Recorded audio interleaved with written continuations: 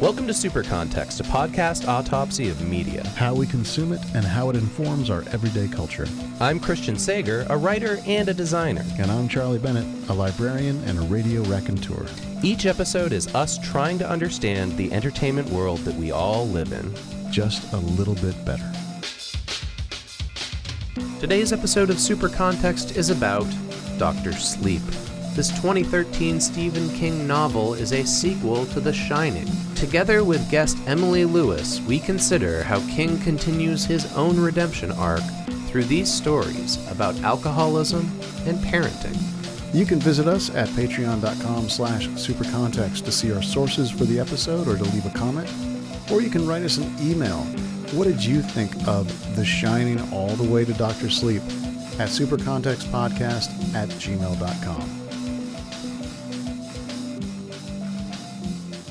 Charlie, have you ever heard of indigo children before? You know that I have not. I do.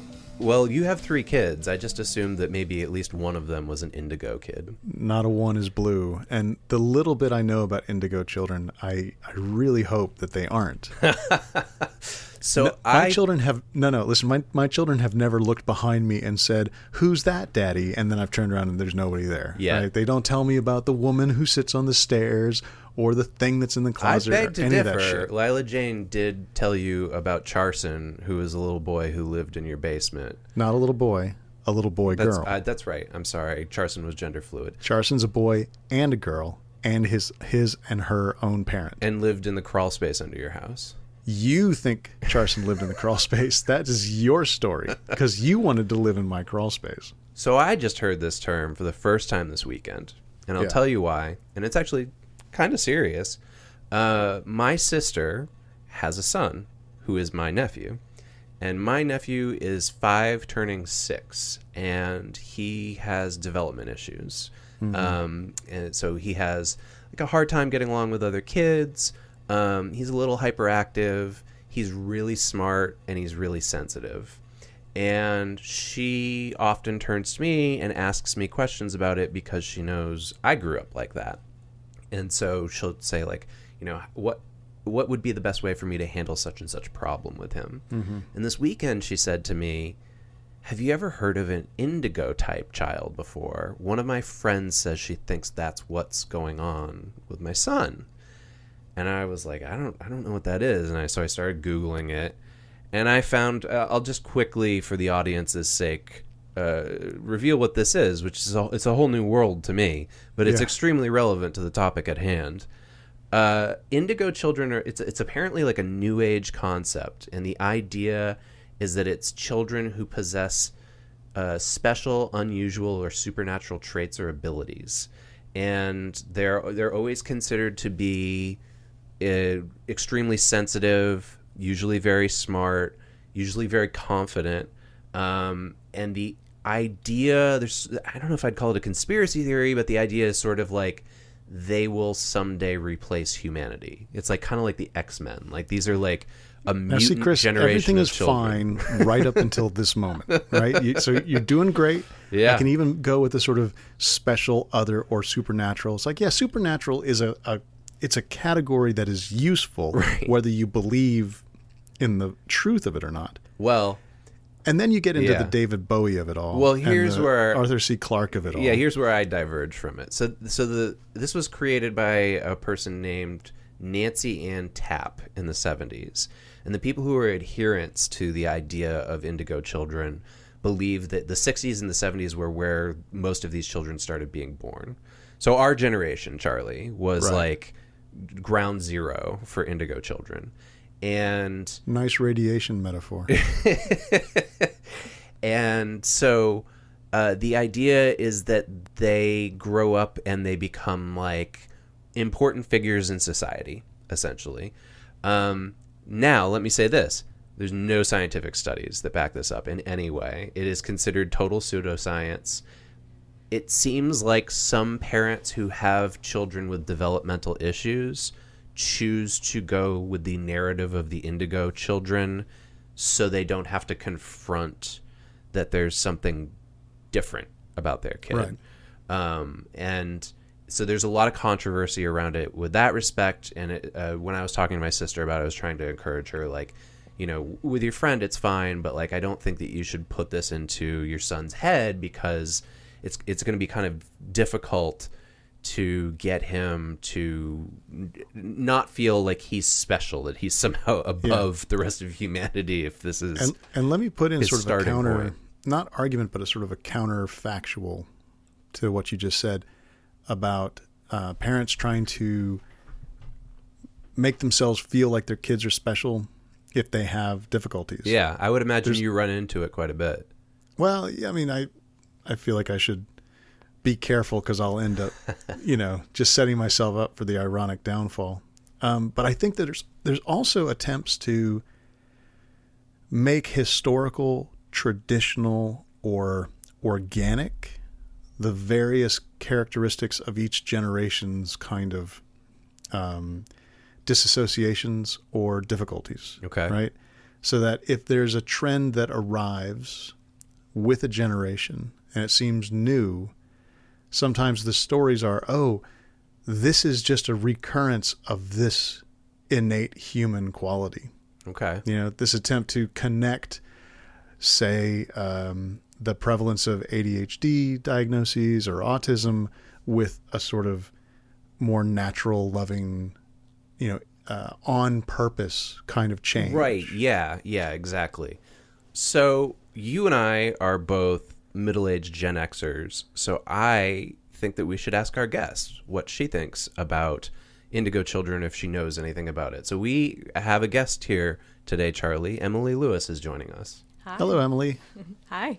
Thanks for having me. Yeah, no problem. Emily, why don't you talk to us about Indigo Children, and then we'll introduce like who you are. This is a totally new concept to me, but I love it so much. So I'm probably, some people out there, maybe not the people listening to this podcast, but maybe some other people, probably think that I'm bonkers, because I'm one of those people that I kind of think that some kids are like a little psychic. Mm-hmm. Like, because I remember being a kid and having a ton of deja vu, like all the time. And I would have dreams every single night about just like minor things that would happen in my life, conversations. And then I would remember it, like it would either happen the very next day or maybe next week or maybe even a year from then. And it would just be like tiny little things. And sometimes I would say things to my parents about it ahead of time, and then they came back and talked to me about it.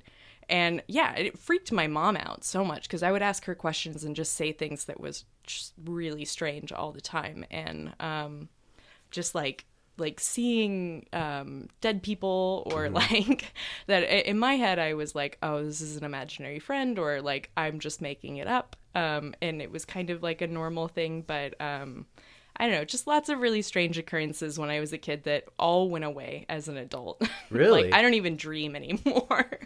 Do you have a time that you can say this is when that changed? Like, when's the last time you remember feeling that way? So my last really strange memory, that I actually kind of have my family to back it up. It was after I was 14. And I was in Mississippi for my grandfather's funeral. And we hadn't gone to the funeral yet. It was going to be the very next day. And my grandfather had, his feet were swollen when he was alive. And you could always hear him like walking around. You could hear the skin sort of like brush up against the floor. Mm-hmm. And then, you would just hear him like mutter like Mary, which is my grandmother's name. And I heard that. I heard it around like 11 or midnight that night. And I, the next day I was eating breakfast with my family. And I was like, the weirdest thing, I could have sworn that I heard Grandpa walking around and said Mary. And my dad dropped his spoon. He was like, he looked like totally just white in the face. And he was like, what time did you hear that? Because your mother heard it too. Oh, wow. Yeah. And that around that time, I think shortly afterwards, like 14, 15 was when it kind of started to slow down and stop. Yeah.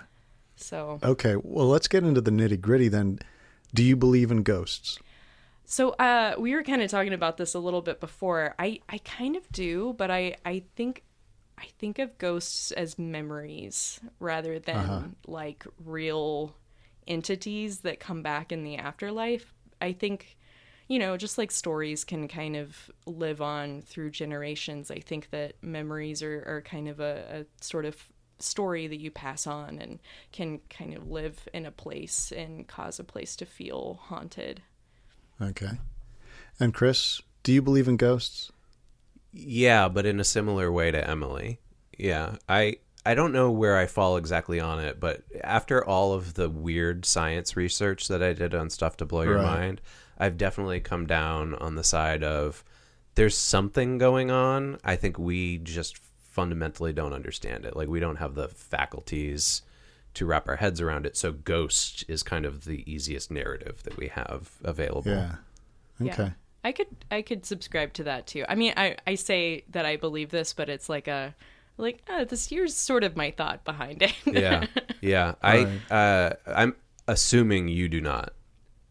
I believe in the perceptual effects of ghosts, but I think that they don't exist outside our heads. Yeah, it's something else.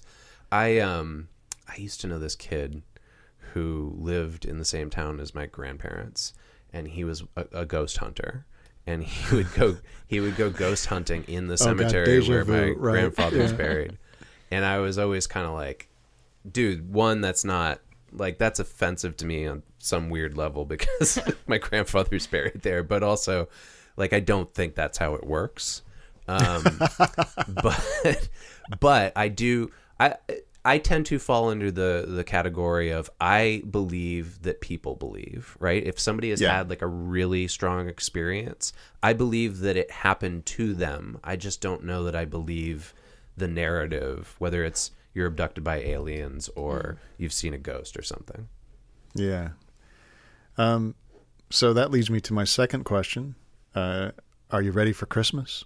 I am. And Emily might not be aware of this, but the reason why Charlie asks is because this is our Christmas episode. And every Christmas on Super She was not aware. We do a ghost story. Okay. And the reason why is because the first Christmas episode that we ever did was about M.R. James and his book Ghost Stories of the Antiquary. And I don't know if you're aware of this, but M.R. James' whole thing with those stories was that he wrote them for Christmas Eve. And each story he would read to his students on Christmas Eve as like a holiday, festivity. Really do it up. Yeah, they'd light candles and they'd all gather, and he would come into the room with the story in a very theatrical way and sit and read the ghost story. And he had these rules of what makes a good ghost story, what makes a bad ghost story. And so Christmas means ghosts. That's what Chris has done to me. Charles Dickens would say the same. Yeah, exactly. I think it was the same school of thought. Yeah. So we have done all over the place. We did an M.R. James episode for our ghost story one year. Are you familiar with the comic book character Deadman? I'm not. He's a ghost, and so we did that one year. Such a great name. Yeah. We did American Horror Story one year. I think it was the first season of American Horror Story, and now this is our fourth ghost story for Christmas. And we brought Emily in because Emily is another comics creator here in Portland who specifically works in the horror genre. Can you tell our audience a little bit more about your stuff? Yeah, so I have a few books out. I have one called Beetle Song, which is kind of more in the fantasy realm. I'm so glad that we're talking about The Shining and Dr. Sleep today because I did a lot of research into The Shining for that book. And I have another book. It's about two witches, kind of a family drama, horror comic. Also has a shapeshifter that eats people and things. Won't get too heavy into that one. It's called My Sister, and I have a bestiary out called Monsters and Other Magical Beings, and a little mini comic called Nebulous that I'm actually working on. I'm really excited about this. I'm working on turning it into a much larger part 1 series with a buddy of mine called Greg Daniel. That one's my only sci-fi that I have. And a couple others that I'm working on right now. I have an adaptation of Bluebeard that's set kind of like World War II era. Much more like empowering for the female characters, if anyone's read Bluebeard. And then I have another one called Home that's about generations of a haunting within a house caused by dysfunctional families. And a couple others kind of in the mix, but I won't spend too much time on them. But just, follow me on my website or on Instagram, Emily Lewis Draws. And I always like to keep people up to date on what's going on. So you can see why Emily is kind of the perfect local representative to talk about Dr. Sleep with us. Absolutely, and you got her into the murder basement. Yeah, congratulations! I love this basement. Yeah, I did a lot of cleaning in the murder basement. There's no more bodies or blood. Now, one last bit of business before we dive into the book. Can you sum up, Emily, in 2 or 3 sentences, why horror? Oh man, so I'm gonna rip off Shirley Jackson. I think that's one of the best people to rip off. Well done.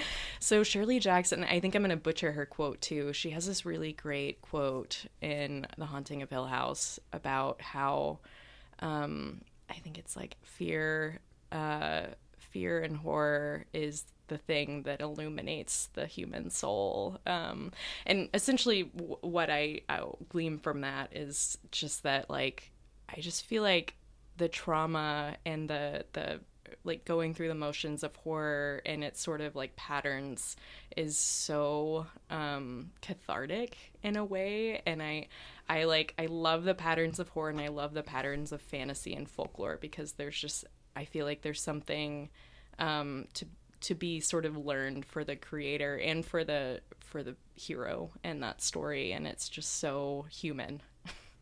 That's great. Right on. Yeah. We ask that because I think over the course of the 4 years, we've talked about so many horror stories and so many different authors' approaches to it, and there's almost like this rubric that we've started to build over time. That's kind of like, why are people into this genre? Stephen Graham Jones comes to mind. I don't know if you've ever read any of his fiction before, but we did an episode on a short story collection of his, and he has some really interesting thoughts about that. But I think Emily is adding more to the rubric. Totally. And this is also, this fits in with why horror has come back into my life. Right. Yeah. So the dichotomy Chris on this just show won't let up. is that I'm a horror fan, and like you, I do horror comics. And Charlie has spent the last 25 years trying to recover from being a fan of horror. And now that he has a family, tries desperately not to read or watch horror. And because of this podcast, I have dragged him back into it. I have a friend who, she's about to have her second kid, and I'm a big Potterhead also. And I just discovered Binge Mode. The podcast? Yeah. Yeah. And I've been listening to the podcast kind of with her, and we'll like text each other about it. And she's pregnant with her second kid, and she just was telling me how she just started bawling thinking about Lily giving her life for Harry, and I was just like, oh man, that's got to be tough, like being a parent, and like, because when you don't have kids, you don't think about the effects of that as much. Right. It's not as scary. And he's especially sensitive to stories that are about horror affecting families and little kids. Yeah, as I should be. So, right? So Dr. Sleep should really get its hooks into you. Sadly, no. Just I know, a real quick, jumping ahead just briefly. Sadly, no, it did not have that punch. Oddly enough, the punch that I've gotten most recently is Harry Potter. I've been reading it to my oldest, and a few nights ago she had a full night of nightmares about Voldemort. Oh, no. Where she kept waking up and saying, I'm so scared of him. I'm so scared of Voldemort. I don't know where he is. I know he's not real, but I'm so scared. So she ended up in the bed with me and my wife that night. Oh, there's so much content out there that makes fun of Voldemort. You should definitely show her that, and then maybe she'll think he's a total joke. She's got to move through it at the right pace. Yeah. Got to read the books and then have it turn.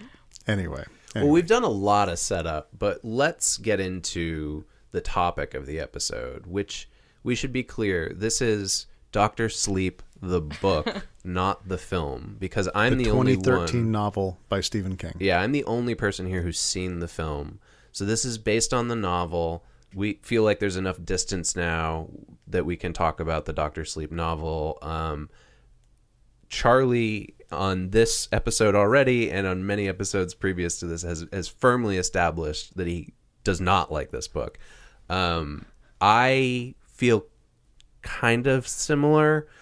I like it a little bit, but I feel like, and we'll talk about it, but I feel like a lot of what King is doing here is part of his rewriting his own redemption arc.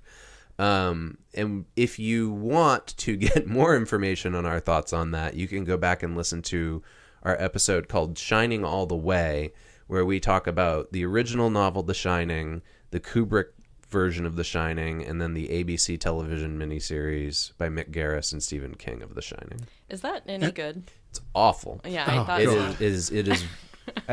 I feel bad saying it because I really like both Stephen King and Mick Garris, but it is horrendous.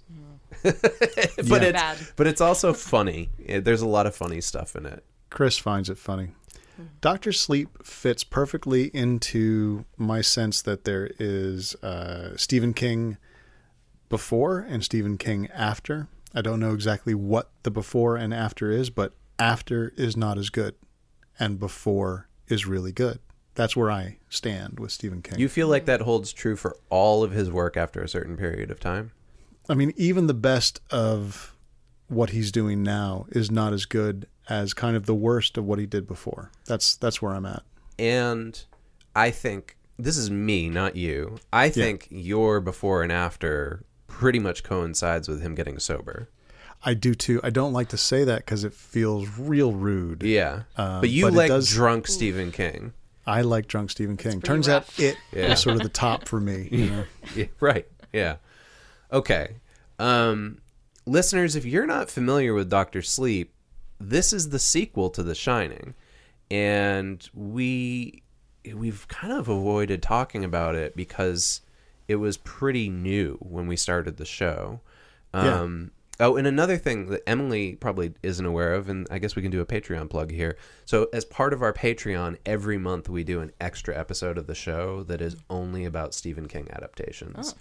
And we have done 12, almost 12. And so we pretty much worked through everything up until the late 80s now. And we've done a couple scattershot ones like Dreamcatcher and things like that. Nice. And so that has been really eye-opening, because we're learning about this entire industry that's been built up around his novels that he didn't really have a ton of control over. And also we're getting into Stephen King's reactions to his adaptations and hearing sort of his view of his work, his process, and himself through how people adapt his stories.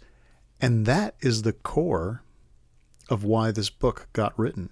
Okay, you're jumping the gun a little bit, Charlie. Okay. Before we do that, I want to review a couple things that we learned about The Shining from our previous episode about it with Jack Bennett, Charlie's brother, who is also a horror filmmaker. So Stephen King was inspired to write the original book, The Shining, because he went and visited the Stanley Hotel in Colorado. And he dreamt of his then child, Joe Hill, running through the corridors and being chased by a fire hose, and that inspired him to write this book. He was mainly worried about his feelings of antagonism toward his children, and he wanted to find a way to get that out of his system. He was angry, violently so, it seems, towards his three kids, and didn't feel good about it. The original book had apparently 2 chapters that were not included with it. There was before the play and after the play. And the before the play stuff was it was like the prequel, basically. It was like, here's how the Overlook Hotel got bad. And the after the play stuff was kind of like a sappy epilogue that was like, here's how they survived and went on to live their lives. And so we should say the novel, The Shining, is about a haunted hotel that becomes sort of activated and put into overdrive when a psychic child lives there with his caretaker dad and his mom, and they are trapped in this snowbound hotel over over the off season. And so the dad becomes the bad guy. He becomes sort of the point of entry by the ghosts into the world. And they try to take Danny or consume Danny or something like that through the bodily instantiation of his dad.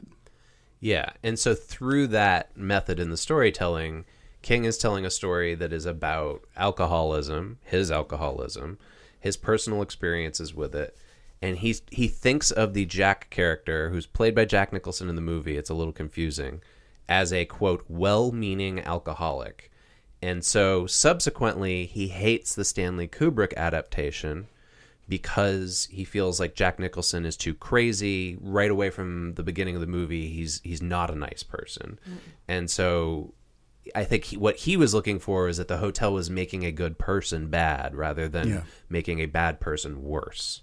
And I think an argument can be made that King is not clear on how he was writing Jack Torrance, that he wrote a man sort of already broken or already rage-filled who then got worse, but maybe he's not seeing that as clearly as he should because of some kind of empathy with the character or something, something psychological that we shouldn't try to diagnose. So part of Dr. Sleep's origin is a response to the original novel, but it's also a response to Kubrick's film, which came out in 1980, and then a response to the 1997 miniseries we just mentioned that came out on ABC. King had total control over that. And this is over the miniseries. Yeah, so this is more of a sequel to the miniseries even than it is to the novel. And overall, like, our conclusion on that previous episode was that it seemed like both versions of The Shining for Stephen King were attempts at redemption for his alcoholic behavior in his own home. And so he really wanted it more than any other film adaptation to reflect his actual intentions. Yeah, and he's furious that a revered filmmaker made this adaptation that he felt didn't get it right because everyone's like, Kubrick's a genius. And it's especially angering that people are like, the movie's awesome and the filmmaker's awesome when he feels like it was a failure as an adaptation. So, Emily, you told us that you've done some research into The Shining. Does that kind of line up with what you learned about it in your studies? I agree with King. I mean, it's hard though because I do really love, like, Stanley Kubrick's The Shining is gorgeous. It's just beautiful. I really hate that he cast Shelley Duvall as Wendy because she is so much stronger of a character in the book. Like, she doesn't take jack shit as much as she does in the movie. Jack is a much darker character, definitely in the movie. Danny is so much smarter in the book, and it's hard to like. I don't know. I definitely saw the movie before I read the book. I think I saw the movie at a just absurdly young age, like 7. Mm-hmm. And oh God, you all are partners in crime, aren't you? Yeah. Yeah, I saw it on television when I was 5 years old. I had nightmares about the naked lady for sure. And then I read the book as an adult, and it really hit home for me. Just the, like, Jack struggling with alcoholism and struggling to be a good dad and, like, struggling with guilt day in, day out, and just, like, you get to read his thoughts. You get to kind of see the demise of Jack, and you just being like, no, don't go down that path. And just him struggling with his own guilt from his father abusing him, and just the cycle of violence. That's really kind of what I got into whenever I did research for it, was just looking into examples of generational cycles of violence. And I did that for my Beatles song book. Another line that made me I almost like cried every time it happened. It was like the take your medicine. Oh yeah. That was rough. And that comes back in Dr. Sleep. It does. Yeah. It just, all the anger that Danny feels and Abra feels too, it just carries on from generation to generation. But there, you see the active like willingness. Each generation gets a little stronger in trying to stop the violence. So Charlie, walk us through why he decided to write a sequel to this book then, given like it seemed like that he wrote the novel and that in some ways, in a lot more complicated ways, like Emily is talking about here, helped him deal with his own demons. But then this film adaptation was made and that dug those demons back up. And then he made, if I remember correctly from our episode, a $25 million TV miniseries movie. Wow. To sort of, it was an intense vanity project. Yeah. So why is Dr. Sleep? Why is Dr. Sleep? I mean, like, why is Spectre? That kind of thing? Well, more like what did he need to fulfill? Yeah. Do you feel like maybe like Pet Sematary was a little bit of a redemption too from... Yeah. No, definitely. He was just like, oh, I really feel like an ass for wanting to kill my children. Maybe I can try to bring them back to life. The story goes about Pet Sematary. We actually haven't done that adaptation yet, but the story goes that he actually didn't want it to be published. That he wrote the book and then he put it in a drawer because he felt like it was too mean. Yeah. And then that basically like his publisher was like, knock knock, like we need more books, and so he just gave them that. Yeah. So okay, that's a lot all at once. But what we can do is we can track down sort of the moment that King went public with the idea that he was going to do a sequel. The Shining ends with Danny Torrance and his mom Wendy surviving this horrible thing that Jack Torrance, husband and father, does not. The Overlook burns to the ground, and we get the idea that, oh, okay, they're going to at least be safe. They're going to leave and be kind of okay.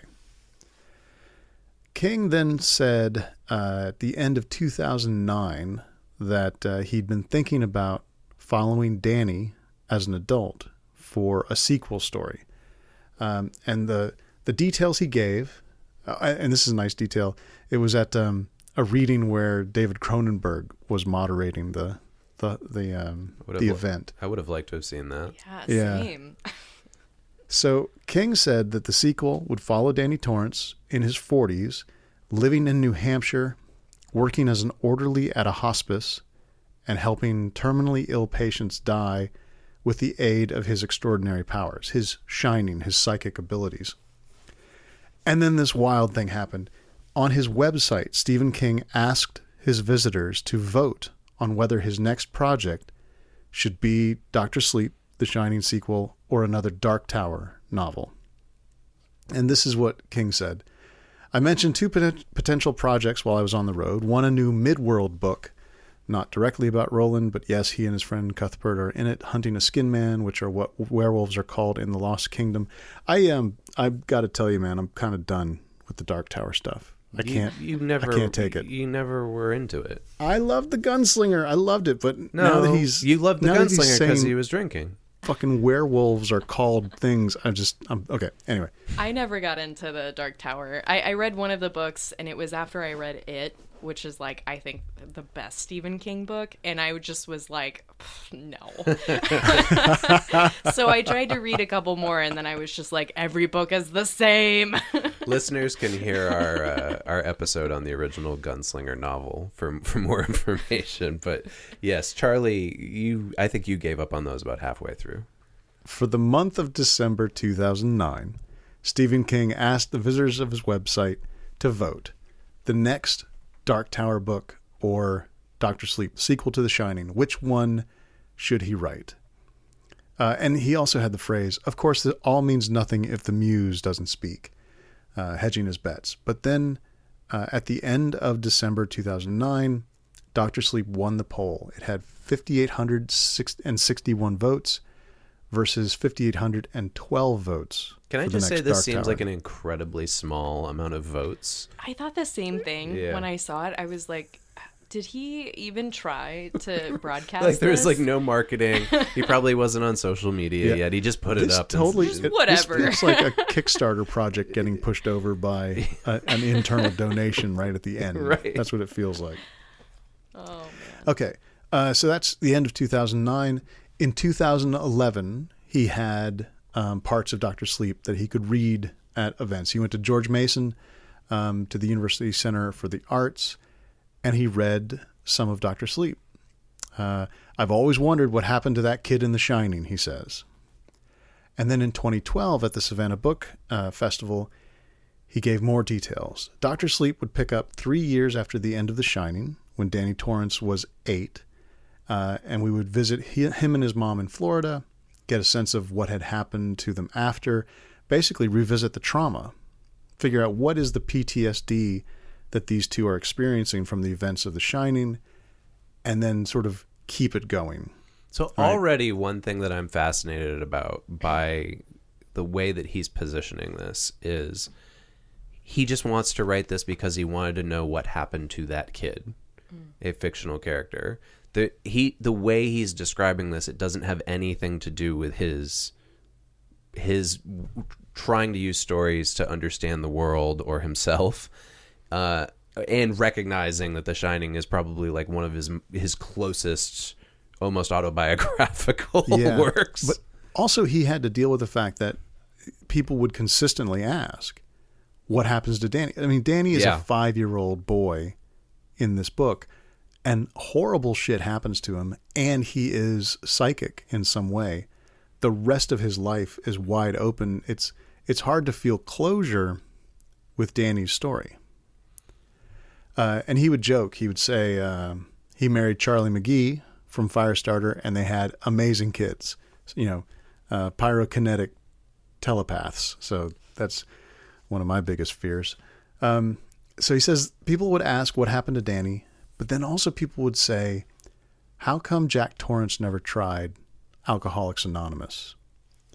So not only is Stephen King like thinking about, what happened to my character, but also people keep questioning some essential pieces of his novel, The Shining. One thing I want to point out here, Charlie, that I noticed when I re-listened to our Shining episode. So in the novel, Jack Torrance doesn't go to AA. In the miniseries, he does. Yeah, he's trying to get sober. But it was because Stephen King had already gotten sober. Yep. And he even described Jack Torrance in the original Shining as a white knuckle drunk, just hanging on for dear life, trying to get through. And what does he say? Oh, he says Jack Torrance is a dry drunk.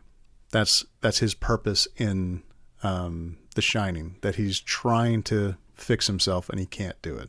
So I listened to Audible a lot, and I listened to Dr. Sleep through Audible, and there's a little writer's note at the end where Stephen King said something that I thought was kind of interesting, that I was like, is that true? Because he was like, well, Jack Torrance didn't go through AA because it wasn't very popular back then.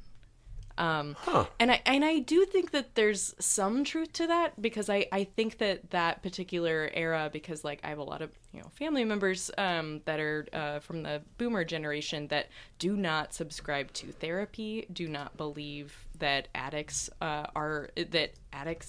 addiction is an illness. Yeah, that's interesting.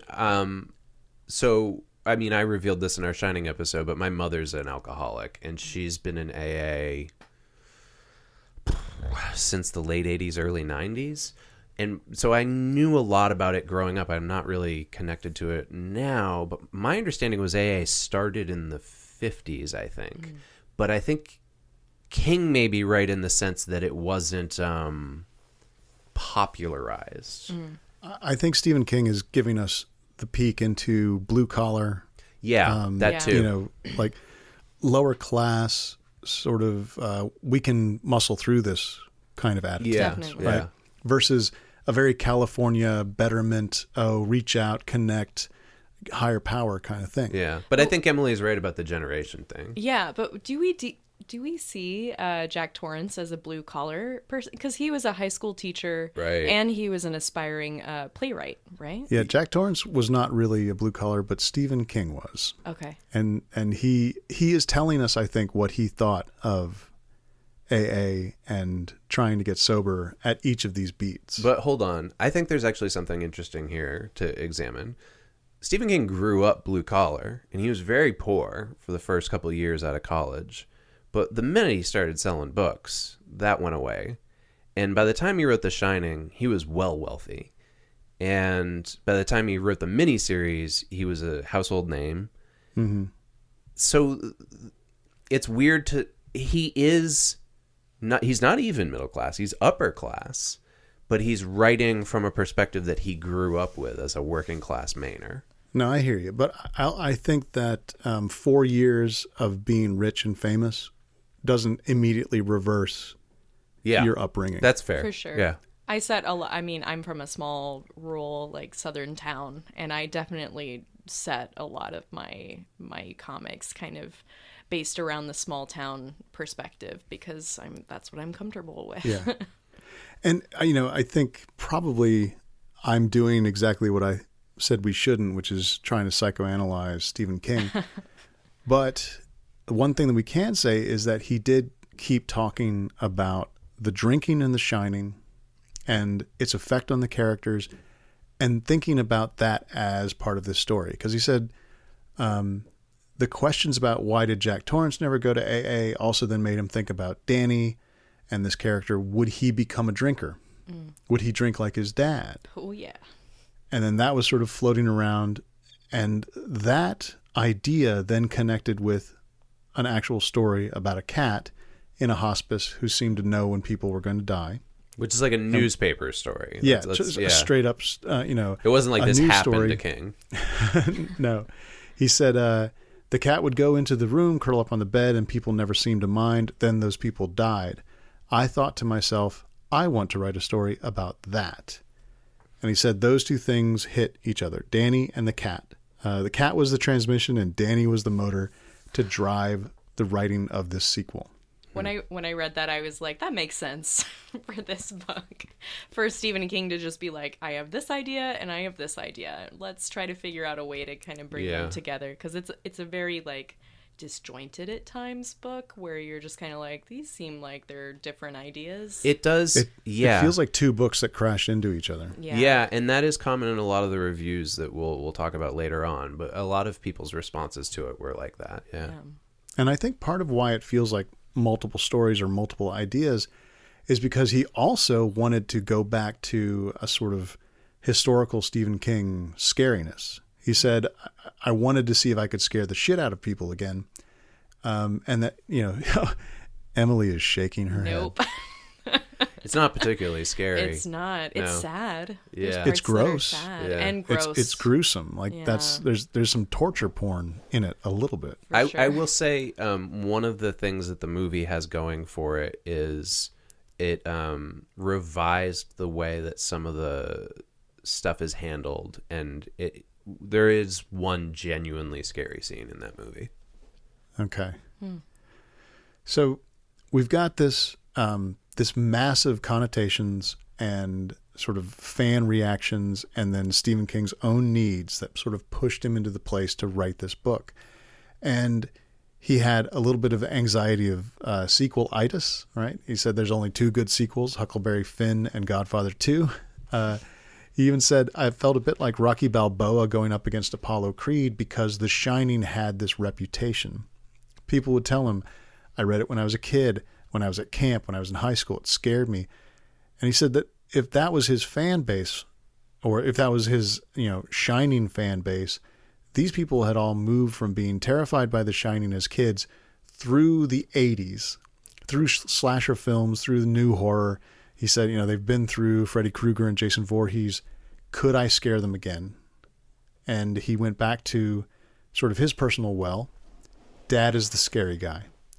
So here's Stephen King talking about Dad is the scary guy. It's that whole thing where your mother says, you just wait until your father comes home. In The Shining, these people were snowbound in a hotel and Dad is always home. and dad is fighting this thing with the bottle. He's got a short temper.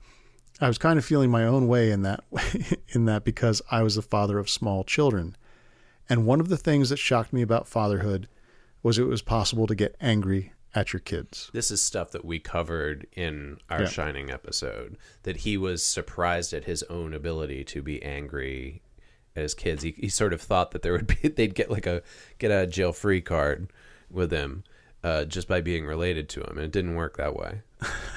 It's, this is the one part of what I feel like is Stephen King's misguided understanding of of his own work that I totally relate to. Because I'm like, I totally get being a dad and being shocked at how angry you could be.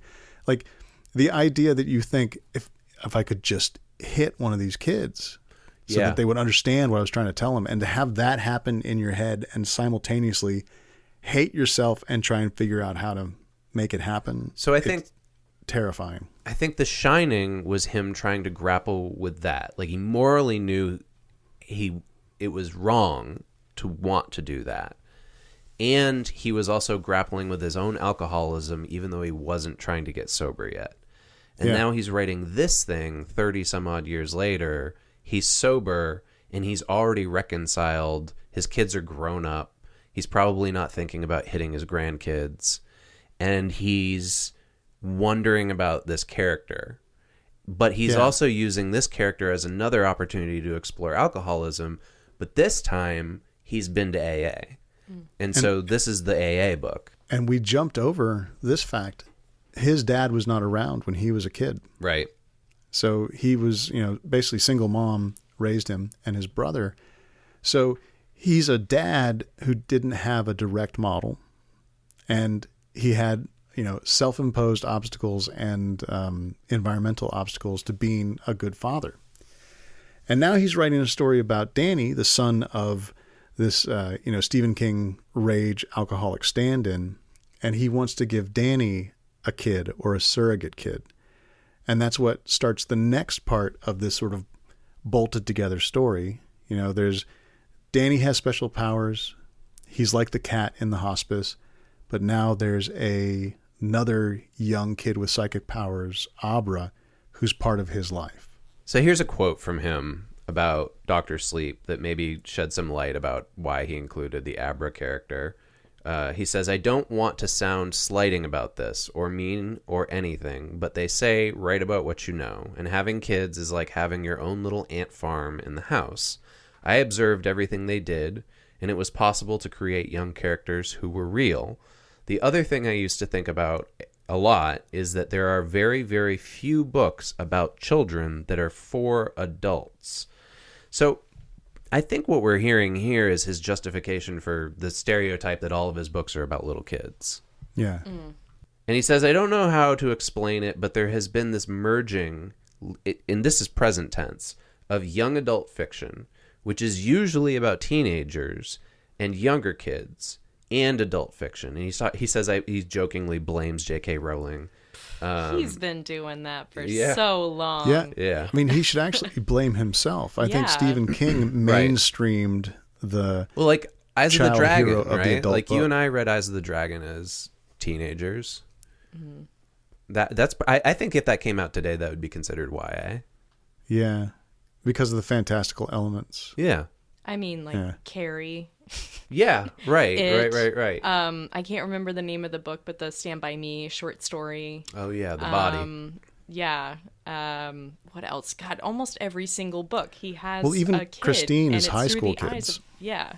So I don't read a lot of YA, but my impression is maybe like his impression, which seems to be that YA is about teenagers and dystopian sci-fi or vampires. It doesn't seem. Is there a lot of gruesome horror YA?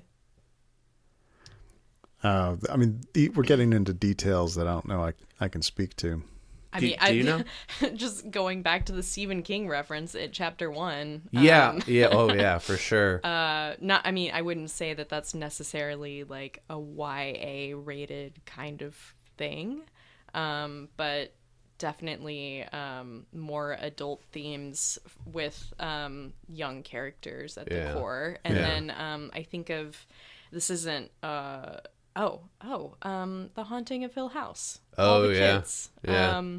The series, you mean? The series, yeah, right. Because the book is a totally different story. Yeah, Both but really yeah, great on their own, though. Yeah. So he says that he felt like if he was going to do the sequel, that he would have to put together some of the same elements that were in The Shining, focusing on a psychic child, and ghosts and that kind of stuff. Yeah. But he didn't want to tread the same territory either, which is again why I think we get two different books. Yeah, well, almost three, right? He said he didn't want to make Danny. Now Danny's the dad, and he's got kids, and he's got to be careful with his anger. But he did remember that his general sense is alcoholism can be a family disease, and so can rage. And people who abuse their children create abusers who then abuse their own children. And so that's sort of what he was working on with Danny. And then another idea shows up in the writing and connects to... This is the third book. The third book, yeah. Yeah. So he owns a home in Florida, as we know, and he drives back and forth between Maine and Florida a lot. And he says while he's driving, he sees a lot of Winnebagos, and he thinks to himself, who's driving all these Winnebagos? Who lives in them? And he gets this idea that they're sinister and that it's the perfect mode of transportation if you wanted to get up to no good. And so he comes up with this idea of these psychic vampires that roam around the country in these Winnebago caravans. Yeah, they can be unobtrusive if they seem like old people driving Winnebagos. Here's a funny thing. I just read that Red Sparrow series, right? The spy novels. Yeah, you mentioned it to me, yeah. An essential chunk of those spy novels is a group of operatives who are older and thus invisible. Okay. That they're this highly trained team, but they're all in their 60s. And so people never notice them. They can do outrageous kind of covert ops because no one expects the three old ladies in tourist hats and, holding their cameras to actually be spies. And so that's kind of the similar premise here, that nobody would think that the old folks driving around in Winnebagos are kidnapping kids. Right. So Jason Matthews, who writes the spy novels, he made his old people spies who couldn't be caught. And Stephen King decided they're vampires. They're kid killers. That's how he thought about old people sneaking around. It's funny. My parents actually bought an RV around the same time. Yeah? I read this, and I just laughed to myself. I feel like I could never tell them this. If they're listening right now, I'm very sorry that you're made into a joke right now. Well, I don't know about you, but when I first moved to the Pacific Northwest, I was shocked at how many people own RVs here compared to the other places I've lived. There's, I would say, easily double the amount of RVs here. Just in my neighborhood alone, every other house has some kind of mobile transported home in the driveway or out in front of the house. I guess people are all about that camping life. I think, out here, so. I just think that must have to do with it, or there's a lot of child kidnapping going on. Right. This is a totally honest question, even though it sounds like a joke. Does that creep you out at all? It did at first. It did. And then as Emily was referencing, I started talking to my neighbors and understanding this is just everybody has this because everybody goes to the lakes or the mountains in the summer. And it's just kind of it's a more popular pastime than it is in other parts of the country. I don't understand RV life. Yeah. So it's different because Rose the Hat and the True Knots, they live in those vans. They're not vans. They're RVs. They're very fancy ones. Rose the Hat even had a special one from Australia, right? And they're just living it up in the height of luxury. But I don't understand the people that are I'm going to go camping in this luxury car. Right. Yeah. Because a part of me is man, you're not even outside. Yeah. It is a lifestyle that I can only assume I will understand more as I get older. Yeah, probably comfort level. Yeah. It's important. The other thing that seems attractive to me about it is if you have one in your driveway or the backyard, it's similar to the Roald Dahl thing. You've got a nice little writing area or a little spot where you can just get away from everybody. A getaway. Yeah. Okay. But yeah, so So Stephen King's interpretation of this. So these are the three components: the cat, Danny working in a hospice, and the Winnebago vampires. Yeah, with one tooth. Right. So this is important. I forgot about this, but they drink or breathe in steam, which only comes off of people who have The Shining, and they have to be in physical pain to do so. But in the book, they like grow like this walrus tusk that they. It's do they just drink? one. Yeah. It's like the way it's described. It's like the way I imagined it anyway is like they had no other teeth, and what's left is just this weird long tusk. And I just imagined this woman in a top hat with like no teeth and one single long little snaggle tooth coming down, and I was like, what a hillbilly. This is another spoilers for the movie. They completely get rid of the single tooth thing. So this is a good point to really, try and sum it up with Stephen King. Like we're saying, it's multiple books that have crashed into each other. Because one book is this kind of ridiculous, outrageous, like road movie with psychic kids being chased by psychic vampires who change their body and are called things like Rose the Hat and look like Guns N' Roses and all kinds of, all kinds of stuff that seems laughable. Plus, there's this psychological novel about a psychic child who grows up, and when he gets sober, he realizes he still has his psychic abilities and he tries to make them useful to the world. And then finally, this sort of core, a Stephen King novel, an embryonic Stephen King novel about a young girl who's born right before 9/11 and is psychic and, sort of predicts 9/11 through her cries. I forgot about that. Yeah. And then moves into the world, and her parents have to figure out what's going on with our child. Those are each a book, right? Mm-hmm. And they get all mashed together to make Dr. Sleep. You know what this reminds me of, Charlie? It reminds me of when we covered Dreamcatcher, because it was a very similar situation. He went into it with 3 or 4 ideas, and he was like, I need to show that I can do all of this at the same time. Yeah, trying to make it work. Now, here's the funny thing.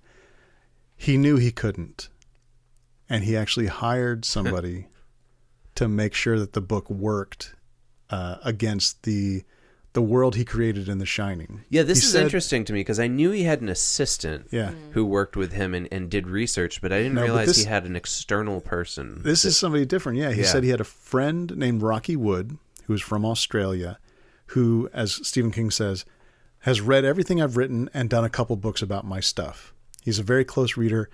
I actually hired him to read Dr. Sleep to point out all the stuff I got wrong. And one of the problems that Stephen King said that he was dealing with was he was writing a sequel to a novel that had been so mixed up with a film adaptation and even his own miniseries adaptation that he got things wrong in sort of the continuity of the world that he was writing. Mm-hmm. His universe is so big, though. I mean, I could definitely see forgetting stuff. And I mean, when you're making your own books, you like forget stuff sometimes. You have to go back and look at your notes, and you're just like, oh, she had a mole on the left side, not the right side. That's what he says here. He says he forgot that Dick Halloran had dentures. Oh, and so like they had to rewrite that back in. A character that he's written in multiple books. Yeah, yeah. So how did Dick get dentures? Does it say?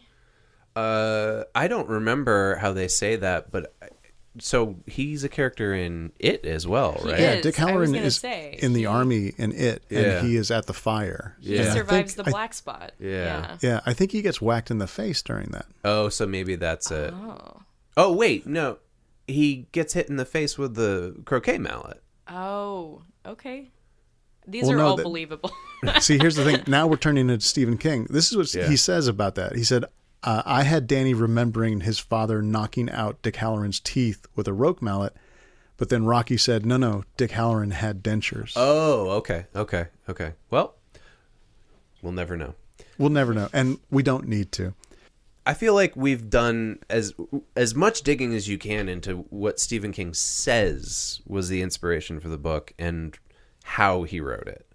Yeah. So maybe now is a good time to really super context it up and talk about the people who made the money off this. Okay, but before we get into, 5 corporations, I think we should plug something much more independent and important. So, Charlie, I don't think I told you how I met Emily. I went down to there are many good comic book stores here in Portland, but I went down to what I think some would say is the best comic book store in Portland, Books with Pictures. And Emily was hosting a workshop on how to make horror comics. Oh, very cool. Yeah, and it's part of the Miss Anthology project, right? Yeah. So the Miss Anthology project is a female and LGBTQI2S plus friendly group it's started out focused mainly on kids and providing kids with free art supplies and a safe space for them to learn about comics from professionals. This year, we opened it up to everyone because everyone should be able to learn about comics regardless of age. We kept our safe space policy and just said, hey, we have all these supplies. If you want to take some home, feel free. So I actually taught my very first class for Miss Anthology. I had started that project back in 2016, actually. And I was like, oh, what do I know a lot about? And I'm like, horror. That's what I should teach. And got to meet Christian. He was great. There were like about 10 people there, I think. It was pretty fun, yeah. Yeah, it was a nice, cozy little group. Lots of... I would say it's probably the oldest class as far as like age group wise that Miss Anthology's had. There was maybe like 1 or 2 teens there, but everyone else was an adult, which I was kind of half expecting, but another part of me was like, oh, this is kind of nice. Like I can say what I want a little bit more. And so I went into kind of the basics of horror, but talking a little bit more about Miss Anthology, it's an educational program, but it's also a book. We had a successful Kickstarter. We're currently working on getting the book wrapped up. It's in its like second draft mode right now. So and this is like the 3rd or 4th volume you've done, right? Yeah, it's the 3rd volume. I actually have some sneak peeks from Bluebeard in that book, and there's so many great cartoonists from all over the country, honestly. There's like 12, 13 different cartoonists there. There's a ton of them that are based here in Portland. And then if you were a subscriber to it or you backed the project, then there's a little mini-zine that you can get to for like daily comic tips that are made by local cartoonists here in Portland. So check out Miss Anthology Volume 3. You can purchase that in the future by going online to missanthology.com or check out our Etsy page. Or if you're interested in purchasing any of my books, I have Beetle Song, Monsters and Other Magical Beings, Nebulous, and My Sister, all for sale on my Etsy shop. If you're local here in Portland, you can go to Books with Pictures or really any of the local shops and you can find my work. I also have some up in Olympia. Oh, cool. As well, and I think there might be a shop or 2 in Canada, and up in Vancouver. Well, we definitely have not only readers who are into indie comics, but readers who are indie comics creators. So if you guys want to check that out, definitely look up Emily Lewis's comics online. Oh yeah, website. So bad at promoting myself. My website is Emily Lewis. It's LEWIS.US. And then I, of course, also have a Etsy page. So, yeah, check it out. And we're back. Chris, I've been reading A People's Guide to Publishing that you suggested on a show recently. Yeah. And it's I found great. It's really good. And I found that page where he just lays out the 5 publishers that we have talked about. And it is both awe-inspiring and terrifying. Yeah. So for those not familiar, this is a book by Joe Beal, who is another Portland local who runs Microcosm Publishing. And he has this book that's all about basically how to start a small publisher. But it's more than that. I highly recommend anybody who's interested in distributing creative stuff take a look at it. But he really breaks down what we've been talking about on the show for a long time, which is that most of the publishing industry is owned by 5 companies. And then there's this niche that independent book publishers fill. Now, Stephen King being Stephen King, of course the big companies want part of that pie. So this book, Dr. Sleep, was published by Scribner. Scribner is an American publisher. They're known for publishing pretty big-name American authors, people like Ernest Hemingway, F. Scott Fitzgerald, Kurt Vonnegut, Marjorie Kinnan Rawlings, Stephen King, Robert A. Heinlein, Thomas Wolfe, George Santayana, John Cleland Holmes, Charlie's favorite Don DeLillo, and Edith Wharton. What's your problem with Don DeLillo? I don't have a problem with Don DeLillo. I just know you've read more of his work than I have. Now, Charlie, who do you think owns Scribner? Well, I do have the notes here, but I'll tell you this. I thought Scribner was owned by Penguin because Penguin Random House is the biggest of the 5 publishers. Yeah. Followed by Hachette, followed by HarperCollins, which would have been my second guess, followed by Macmillan, and then Simon & Schuster, which is owned by CBS Broadcasting. And here's where we get into a weird thing, because it turns out that Scribner merged with Athenaeum in 1978, which merged with Macmillan in 1984, and then Simon & Schuster bought Macmillan in 1994, and in 2011, they were all owned by CBS Corporation. So this is a thing we run into, Emily. Like every single book we cover, even if it seems like it's an independent book, it always ends up tracing back to one of these major publishers. And Stephen King, of course, as you said, he has the cachet and the need for one of the big distributors and big publishers. But one of the things that King does that's cool is he also publishes limited editions of his books through an independent publisher. And this is no different. So Cemetery Dance published 3 limited editions of Dr. Sleep. If you're unfamiliar with Cemetery Dance, it's a specialty horror press that was founded by, I always mess up this guy's name. I think it's Richard Chismar. And Chismar and King are buddies. They've written a book together called Gwendy's Button Box. That's right, because all of King's friends either write a book about him or with him. Or with him, yeah. Or they live in Australia and read his books for him. Now, they're mainly associated with Cemetery Dance Magazine, which is an anthology of short horror fiction. But they also, I think they make most of their bread and butter probably from publishing these really high-quality, hardcover, limited edition versions of horror novels, primarily from Stephen King. Yeah, it's interesting. Stephen King is sort of automatically a classic or automatically deserving of a special edition simultaneous with his big releases. Yeah. Like there's no more sort of, oh, who's this person? What are they going to do? It's just like, okay, it's Stephen King, so let's do the collector's edition. I mean, you go out on the street and you just start talking about Stephen King, someone instantly knows who you're talking about, whether or not they've read a Stephen King book or not. He's still one of those few authors that you'll find books by in grocery stores. Yeah. You know, like, I used to think Patterson is starting to push him out, though. Yeah, sure. That's the one thing, like with Stephen King, I've been giving him shit, you know, generally through this episode because I didn't like Dr. Sleep, but he's a huge part of my life, and I still pay a lot of attention to him, and I'm really pleased that he hasn't become an industry on his own. He has not, you know, he has not done the Jim Davis or James A. Patterson thing or the Tom Clancy thing where he's given over Stephen King Presents or Stephen King with. At work. He's starting to. Oh, yeah, you're right. Actually, yeah, Emily's right. Castle Rock is totally that. I mean, you'll notice, I mean, just within the last couple of years, there's been so many movies and TV shows that have come out that are like Stephen King related things. But the books themselves, that's what I'm talking about. I think he's just getting ready for retirement, you know? I think that's where he's at right now. But a part of me is like, how do you retire from like things like creating?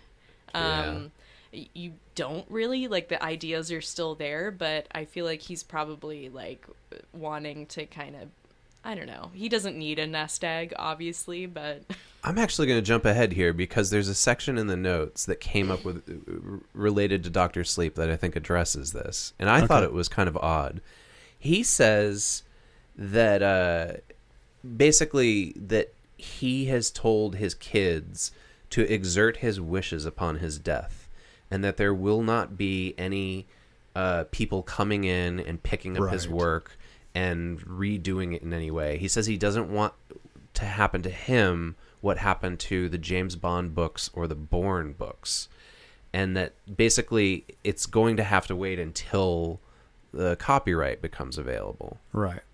But then that'll be so far that he says he doesn't care at that bullshit to me. Well, now there's a distinction. You all are not distinguishing between adaptations of the stories in different mediums and books written with his name on them by other people. Yeah, that's true. So I have an example of this. Just recently at work, we got a comp for the new Michael Crichton book. And I was like, wait a minute. Michael Crichton's dead. That dude's been dead for like almost 20 years, and it's written by somebody else. But the biggest text on the cover is Michael Crichton. When Robert B. Parker died, he left 3 series going. The Spencer series, the Jesse Stone series, and the Appaloosa series. And a different writer picked up each one of those series to keep writing it. Huh. And it's Robert B. Parker's Appaloosa by so-and-so. Robert B. Parker's Spencer by so-and-so. That's the thing I'm saying that Stephen King dodged, is he has not become the brand, the Hitchcockian brand on books written by other people, unlike, say, James Patterson. Until Joe Hill has to pay, I don't know, a big tax bill like Alan Moore or something. No, he's got all that sweet lock and key money, man. We'll see about that. Yeah, that's coming out on Netflix soon, too. Anyways, so we forgot there's a third publisher of Dr. Sleep.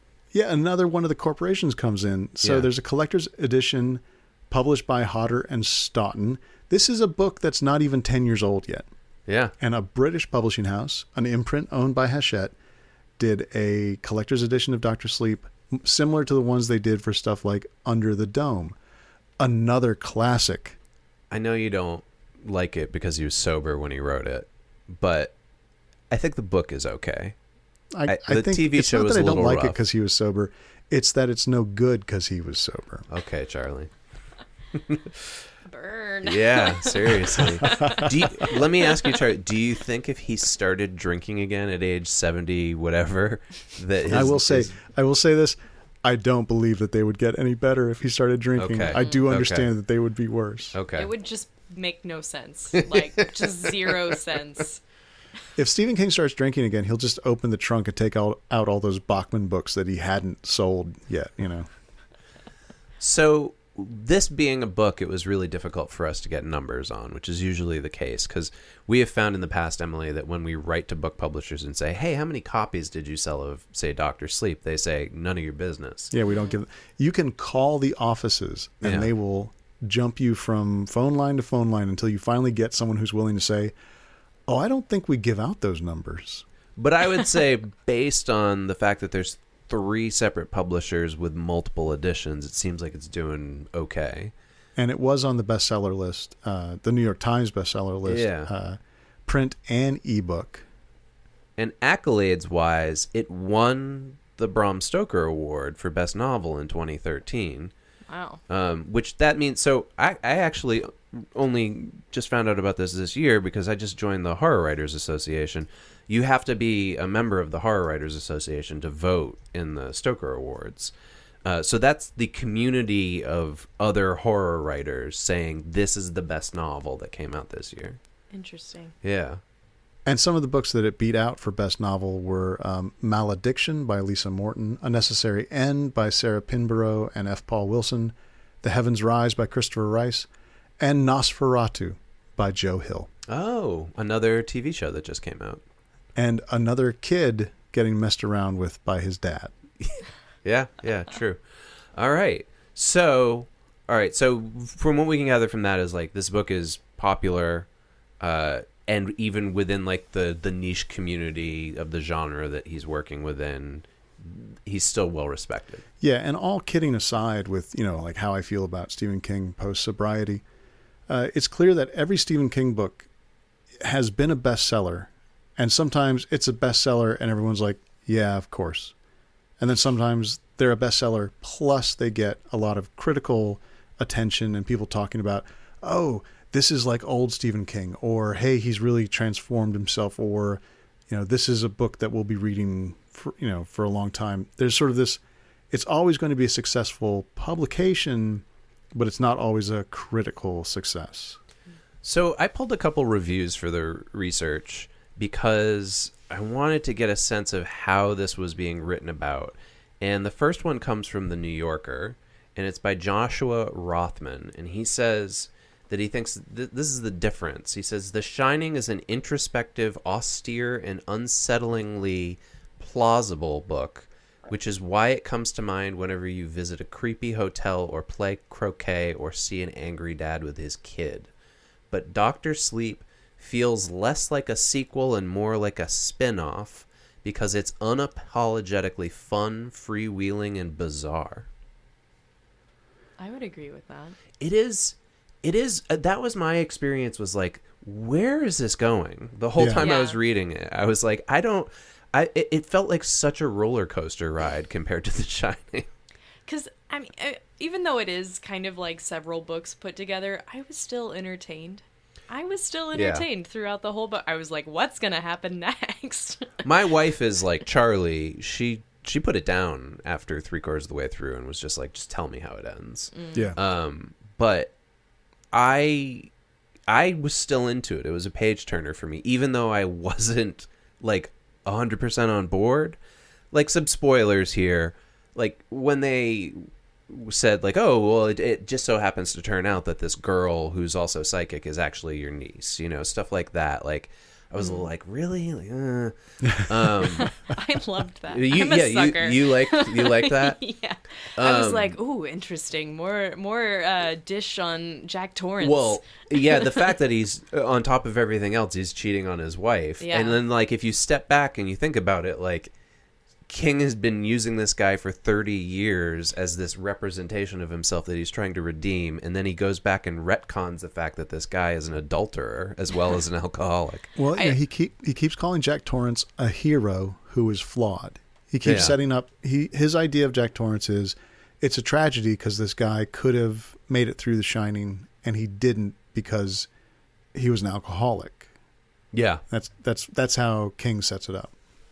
So the most interesting thing that I found written about Dr. Sleep came from Vulture magazine, and it was written by Catherine Schulz.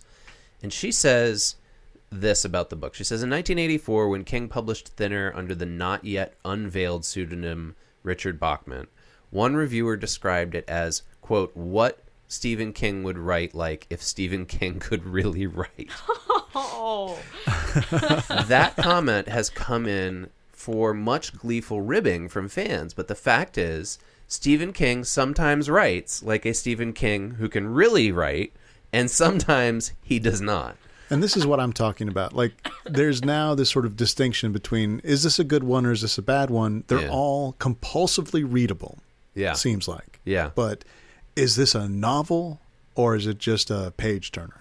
So then Schulz resorts to, she quotes King from Danse Macabre, which this is a quote that Charlie and I have probably brought up at least 10 times on the show, where he says there's 3 different types of horror writing. There's terror, there's horror, and there's the gross out. And he says this, he says, if I can't figure out a way to horrify you in my writing, I'm not above going for the gross out. I'm not proud. Yeah. And he specifically, I think, here is being cited for that because of the scene that we've been talking about with the big tusk, and they're draining the life force from this like 10-year-old softball player. And the idea of putting Dr. Sleep against The Shining, I don't know that I would call The Shining an austere novel, but it comes from a very different tradition than what Dr. Sleep seems to represent. The Shining is a haunted hotel, right? A child is in danger from his parent, and it's just like the pressure builds, just like in the boiler in the bottom of the hotel, but also in the way the book's written, builds and builds and builds and builds to a climax, a literally explosive climax. Dr. Sleep is, okay, well, it happens in this time, and then the guy's here, and then here's a thing, and here's some family drama, and also there's these vampires, and they all get pulled for no good reason to a place, and then here's some ghosts. It's really just here's another thing, and another thing. Oh, and what if this works? Mm-hmm. It embodies that "I'm not proud" quote. I really loved, and I actually would argue that this part is the grossest part in the entire book, is the part where they have the fight with the True Knot at the park. Not where the Overlook used to be, but the initial fight at the park. I mean, I think I remember someone's maybe head being ripped from their body. It is gross, how descriptive and bloody it is. I think maybe someone's spine comes out. I don't know. It's wow.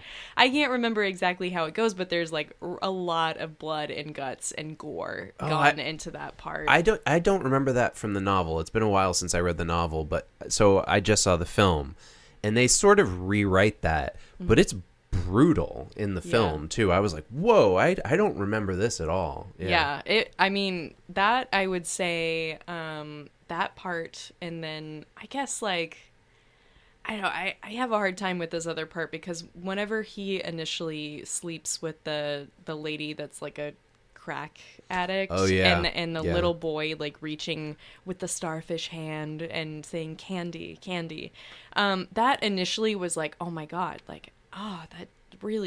that's hard, and he just walked away from it, and a part of me was kind of I would maybe do the same, but the fact that it keeps coming back to him and it haunts him, and then initially or at the end of the book they're just kind of oh, it's not actually that big of a deal. I was thank you, it's not that big of it. I mean, you didn't really do anything. It did, right? It does seem like one of those moments to me that it's I get the impression from recovering alcoholics that I talk to that they make amends for a lot of things when they're going through recovery, and that sometimes the things that they're making amends for, as you're saying, don't actually seem like they're that hurtful. Yeah. But impacted them internally. Right. Now this goes with something that Scholes wrote in Vulture. She said that Dr. Sleep is less scary than The Shining and less good. She just says it flat out. But also funnier, slyer, and less genre-bound. And then she says, I think the thing that King gets best, and that the timorous and censorious resist, that horror is just part of the human mix. Yeah, you said this in our Shining episode, that those early Stephen King books are books about people, and the horror comes to them. That's kind of the difference between him and other horror writers. Yeah, that scene that Emily was talking about could have been in just a straight novel about this guy who's dealing with his addictions and trying to figure out his place in the world. And then you add psychic vampires, and now it's a horror novel. Yeah. Right? But the questions are still, did I do something wrong? Should I feel guilty? Can I be sober when I feel guilty? Can I let go of this guilt? Those are all, that's just a person, right? And then the background is this gross out, hunting horror novel. Mm-hmm. Right. So we have to acknowledge that this movie just came out, and that it's not a coincidence that we're covering this now. The movie's been out for 3 weeks or something like that. Clearly, if it was successful enough to make a movie, then the book was probably successful.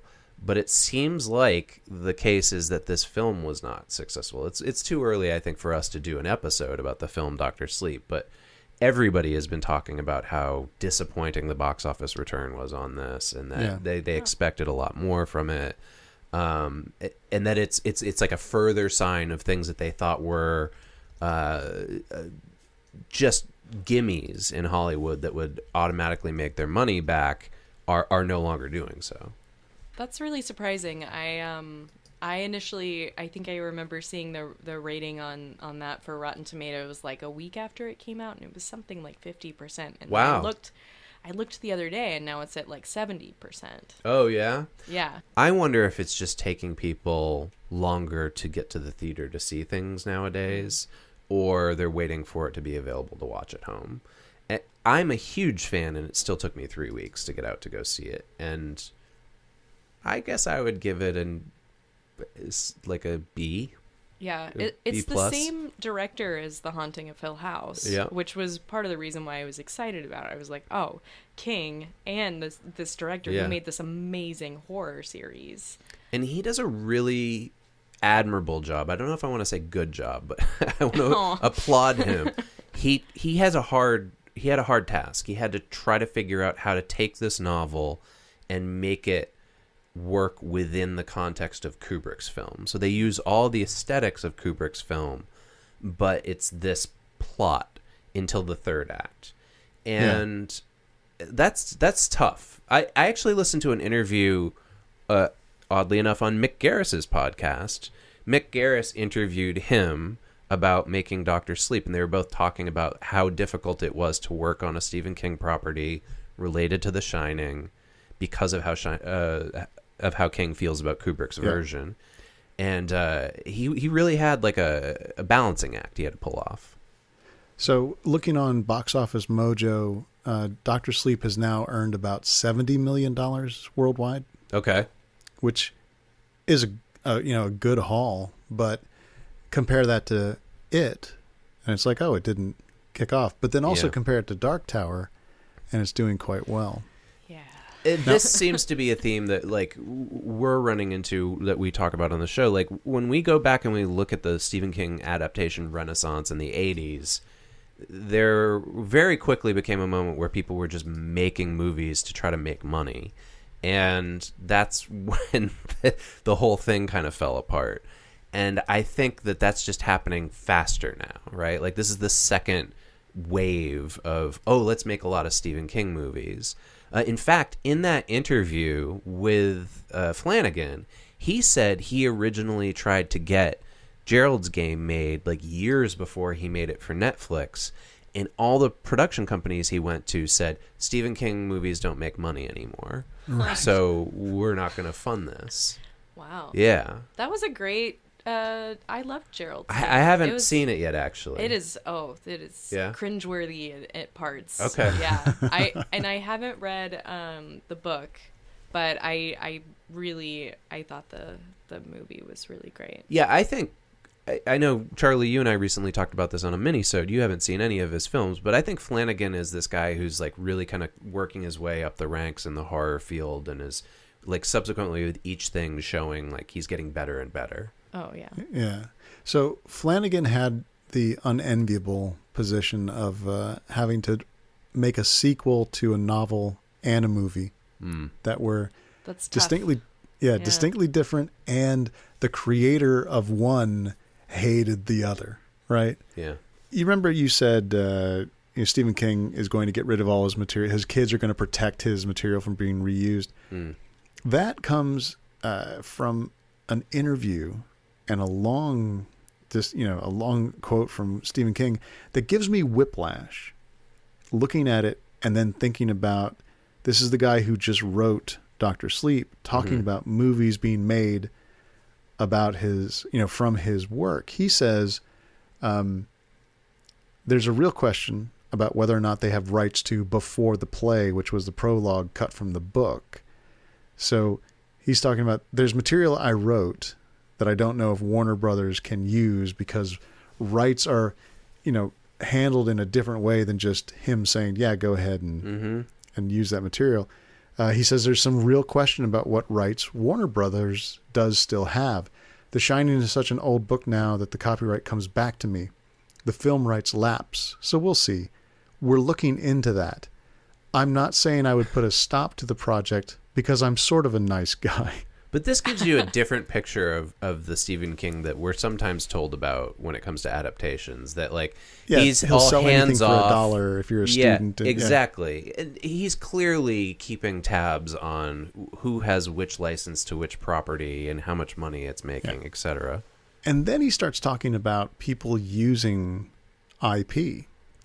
He He says there have been lots of sequels to the Sherlock Holmes stories. There have been sequels to Dracula. There's even a movie in development called Demeter, which is about the trip Dracula takes between Transylvania and England.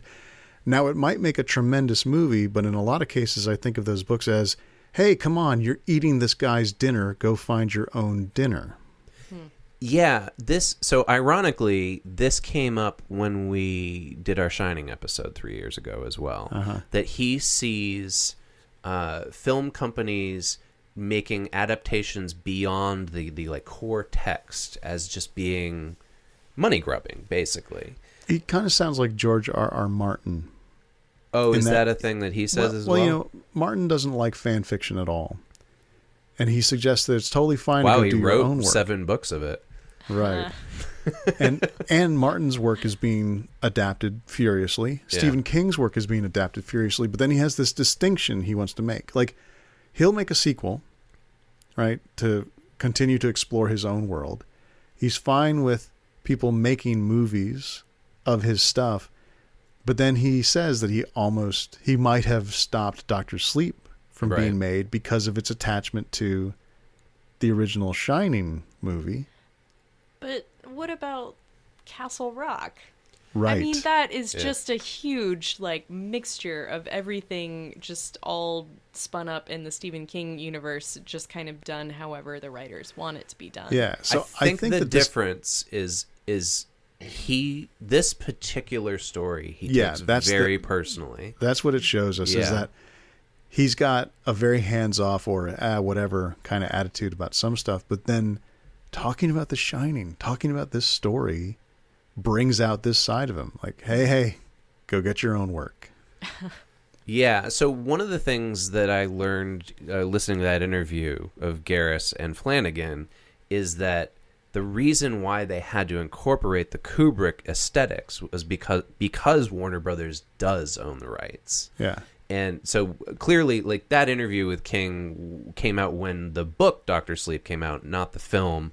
Those rights were reestablished, and they exerted control and said, if you're going to make this movie, you have to use the carpet, you have to use the music, you have to, shoot it so it looks like it's on the same set. Yeah, you're not going to wipe out our old property.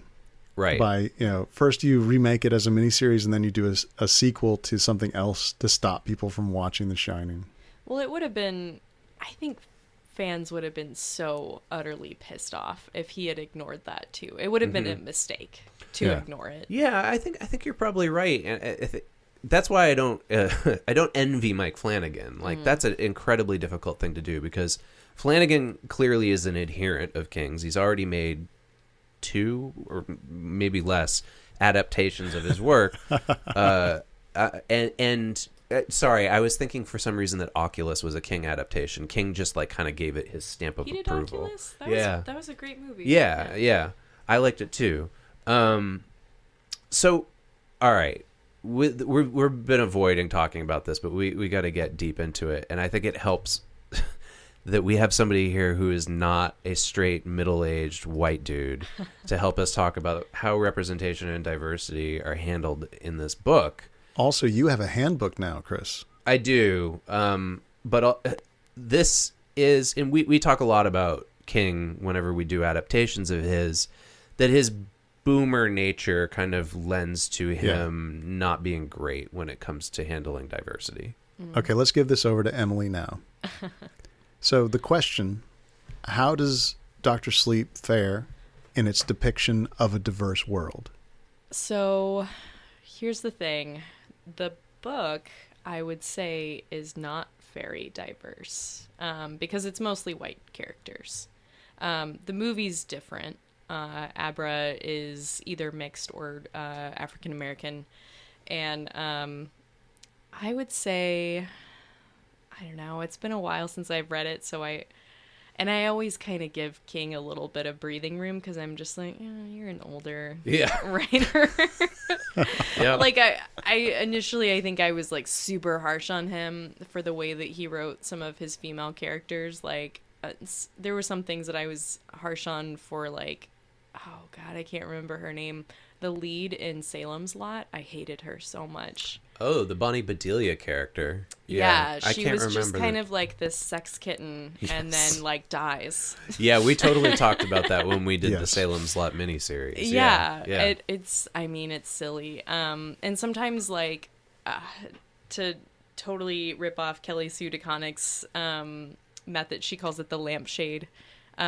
She just theory. did this on Livewire recently. Yeah. She talks about how like women in film can sometimes be lampshades, where they're just there to look pretty. They don't really add anything of substance. And sometimes King has some women in his stories that are lampshades, but I wouldn't say that Rose the Hat is a lampshade. And Abra is a force to be reckoned with. She is so full of fury, and she definitely corrects people. I like that about her. She's got a little bit of bite. I don't know. I think he did a little bit of a better job kind of rounding out his female characters. The mom, I think he has a hard time with moms. I don't know. I don't think he likes moms because the mom in Dr. Sleep is just kind of like, she's just worrying. And it's really funny that Abra's parents even let her do this at all. Yeah. It's just totally laughable. And like for them to even be like, okay, sure, yeah, you're gonna astral project. It is, yeah. It is. That is one of those moments where I was like, maybe he forgets what it's like to be a parent. Like, well, I want to bring in something that we found in our Roald Dahl episode, Danny the Champion of the World. Yeah. So Dahl's sort of theory of parenting is that to be a good parent, you have to in some way become an enemy of the child. Mm-hmm. You're disciplining them. You're stopping them. I remember thinking that was a bad thing. Right. You're telling them that they are that they have to change, that they have to be. And so you have a little bit of an enemy or an antagonist in your parents. King was raised only by a mom. Mm. So there's no dad that turned into a disciplinarian, right? That he sort of set aside. Like, he's got the dream of a dad and the reality of a mom.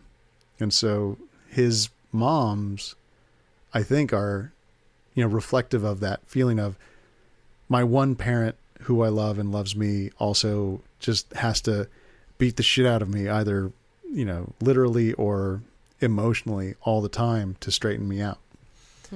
But they're always so like flat. I don't know. Like they don't come off as villains to me. They're just very like soft and like, oh, I worry about you. Oh, dang it, I worry a lot. As soon as I said that, I knew I was gonna do the Bev thing from it. But no, I mean, because like Wendy, I think about Wendy a lot, and like being the mom of a kid that has all this power, like that is terrifying. How scary would that be? And she never really like there's no point of view that's shown. They avoid the topic entirely. Yeah, that would be terrifying, to raise a kid that can read your thoughts and like has that amount of control. I mean, you think about like the Twilight Zone kind of stuff, like what happens if a kid loses their temper kind of situation, which they do kind of touch on a little bit with Abra and her parents talking to the doctor. Now, I recall that was another thing that King hated about the Kubrick version, is he felt like he wrote a strong female character in Wendy in the novel. Yeah, totally. And that Shelley Duvall and Kubrick took that away, and so subsequently they cast Rebecca De Mornay as Wendy in the remake, and tried to do something about that. I don't know about moms in him. That's an interesting theory, and now I'm going to be keeping my eye out as we're going through more of these. Charlie referred to this book that I'm going through right now. It's called Writing the Other, and it's by Nisi Shawl and Cynthia Ward, and they come up with this really interesting system for thinking about how to write fictional characters that aren't from the same identity that you are. And they call it ROARs, which stands for race, orientation, ability, age, religion, and sex. And I was kind of going through Dr. Sleep and sort of trying to figure out, like, well, how did he handle that? So you've got Dick Halloran. He's the ghost of an African-American older man. But Catherine Scholes in her Vulture piece points out, she says, We have to suffer through Dick Halloran waxing afro-avuncular, a favorite move in the King playbook. Which is true. We've talked about this before, about how he does the what's her name? The character in The Stand, Mother Abigail. Yeah, like he just does this like continuous thing. The magical African American. Yeah. Green Mile as well. Oh yeah. So Abra isn't African American in the book. She's blonde hair, blue eyed. So all the main characters are basically white. And then you have some members of the True Knot that are minorities and identify as queer. Sexuality seems to be very fluid with the True Knots, and I was about that. I was like, all right, these guys don't seem like they're that bad. Scholes points something out about King, that even when he does sort of reference or integrate something non-white, non-heteronormative as part of his books, oftentimes it's a little bit like play acting, right? Dick Halloran he'll fall back on stereotypes. Yeah. Dick Halloran is afro-avuncular. And then also Scholes points out, very particularly, Andrea Steiner is a rape victim, an incestuous rape victim, and grows up to be a man-hating lesbian with a vengeful streak. Eventually joins the vampires, and this is what Scholes says, thereby making the cultural stereotype that won't die officially undead. She's Snakebite Andy? Is that the character? Oh, I forgot about her. Yeah. She's one of the True Knot, I believe. Yeah. And then Scholes also points out that there's kind of faux Latin chanting by the True Knot. Oh, right. Yeah. Is sort of this made up diversity, this sort of made up difference, right? We are the True Knot and we endure Sabbatha Hanti. We are the chosen ones, Lodsum Hanti, they responded. So it's like he is a boomer who has kind of a white world and a white viewpoint without limiting himself to that. He doesn't, I don't think Stephen King's a white supremacist in any way. But when he does bring stuff in, it's usually by way of other narratives. And so you get this kind of fictionalized or stereotypical or sort of useful version of reality when it's outside his particular experience. Okay, guys, so let's take a break. And then when we get back, we'll finally get back to the Christmas Story aspect here and talk about how M.R. James would take the book Dr. Sleep. Hey, Chris, are we one podcast, two podcasts, or three podcasts all mashed together? I'm very confused. It feels like it's just one, but I don't know how you mash one into another one without two. Well, we got the idea of the podcast about media consumption and the podcast about getting me back into horror and the podcast about you being able to settle all of your scores, much like Stephen King. Yeah, this is my redemption arc podcast. That's very nice. I like that.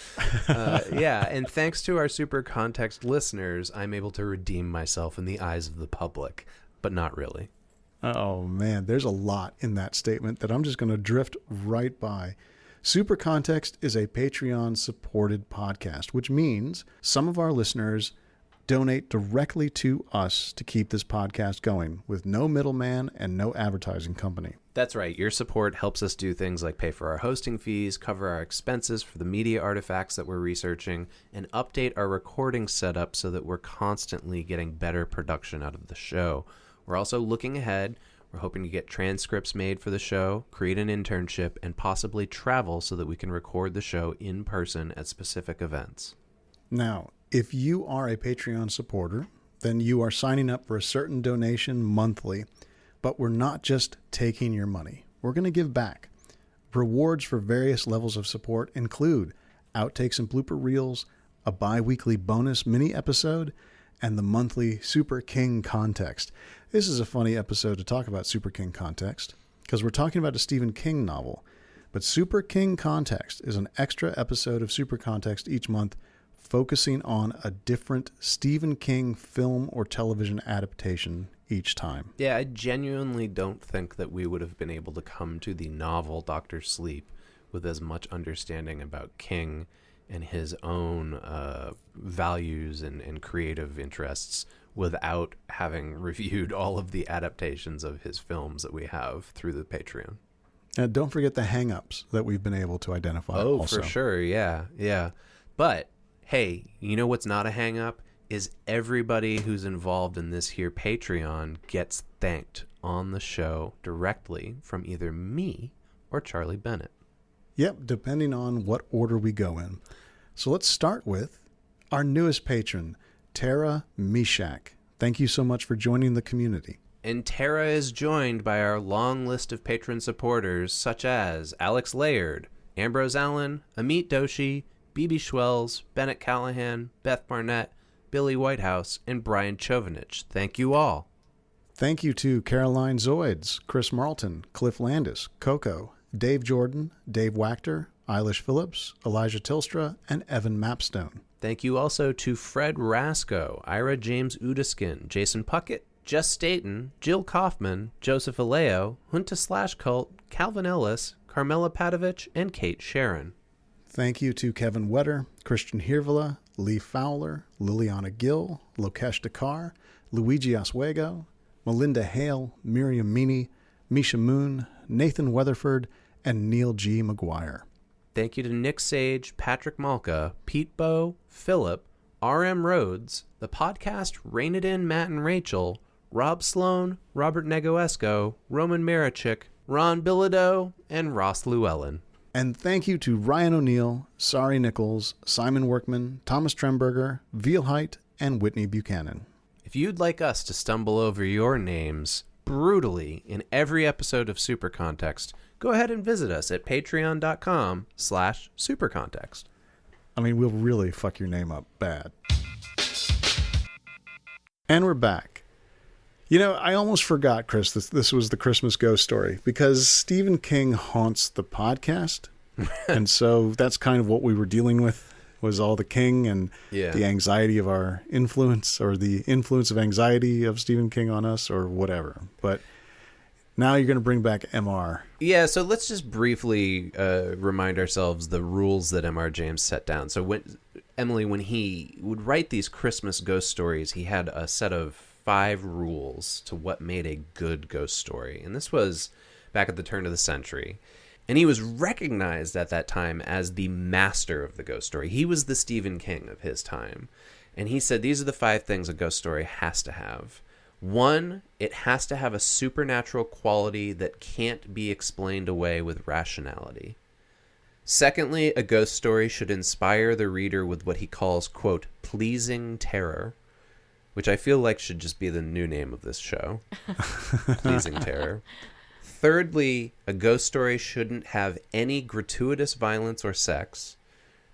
Fourth, the ghost story should leave a little mystery and not over-explain the supernatural. That Which seems to be be the same thing as number 1. Yeah. And then the 5th one is that ghost stories should have a contemporary setting where the reader can identify with the protagonist. So essentially he's saying don't do period pieces. Oh, I break that rule all the time. But you know Emily, what? So does Guillermo del Toro. So I mean, I think we've pretty firmly established stories, yeah. that MR James's rubric doesn't work anymore. Yeah. But it's kind of fascinating to look at this in terms of something like Dr. Sleep. Yeah. So, Emily, can you give us your answers from someone outside the super context bubble? Okay. So, Dr. Sleep, does it have a supernatural quality that can't be explained away with rationality? I mean, he does kind of explain it, but I do remember ending the book just being like, what the fuck are the True Knot? You know, like, they're psychic vampires, but what does that mean? And do we think of the True Knot as ghosts? No. I never thought of them as ghosts. But the ghosts that show up in this are friendly. They're like, it's that's either the Halloran or Jack. Doesn't Jack's ghost show up at the end? Yeah, and, and a couple other ghosts of the Overlook the ghosts show up of the too. Overlook that were totally the bad guys in like The Shining. They end up helping him. I'm just like, oh, okay. Well, I guess they learned their lesson by being in timeout all those years. All right, does Dr. Sleep have a pleasing terror? No. I don't think it does, because there's no terror. Yeah, so if we're going by King's own rules, terror is the kind of horror writing where you don't see the thing that's supposed to scare you. You just imagine it. You're filled with dread. He went for the gross out. Yeah, and he absolutely goes for the gross out. Now, of course, we know there's no gratuitous violence or sex in any Stephen King book, so we can just jump by. No. I think we've already established this has got some pretty gratuitous violence in it, right? Oh my gosh, Stephen King loves to talk about nipples. I don't know if you guys have noticed this. He totally does. Almost every single book, it's like his nipples were erect. We joked about this because in The Stand, he talks very, like, there's like a whole paragraph about a nipple. Yeah. He's fascinated with that anatomy. Every single one. Yeah. And it's like, if they're turned on, if they're terrified, if they're bored. And it's just like, bored the nipples define that situation. All right, well, now that we've written our paragraph on a nipple, so as a sort of corollary to number one, does Dr. Sleep leave mystery? Does it over-explain the supernatural? I think it does leave some mystery because you still don't really understand what the shine is, but it's still a very mysterious sort of circumstance. This bond that Danny and Abra have, and all of these other kids and adults that have the shine. That they're all kind of interconnected. That I think was still a nice little like mystery that I got kind of like a fuzzy warm feeling by the end of it. I don't know. Yeah. That was nice. And then finally, the easy one, Dr. Sleep is contemporary. Yeah. Yeah, definitely. So 1 out of 5. Wow. Okay. So yeah, maybe this isn't a ghost story. Well, M.R. James would not approve. Yeah. This is a story that is full of ghosts, but the biggest ghost is actually the work of the writer that haunts the book itself. Yeah, I think that's fair. And so that brings us to talking about the addiction thing again, which I think we've handled, pretty thoroughly throughout this episode. But Catherine Schultz in her Vulture piece brings it back up again. And she mentions really the best part of the book is when he's addressing recovering from alcoholism and what it's like to be in the program and what it's like to be drunk and not want to be drunk. Yeah, I think Dr. Sleep is a very brutal psychological novel that's made easier to take by turning it into a part ghost story, part gross out horror novel. And it's kind of a road trip book too. Yeah, yes. Definitely.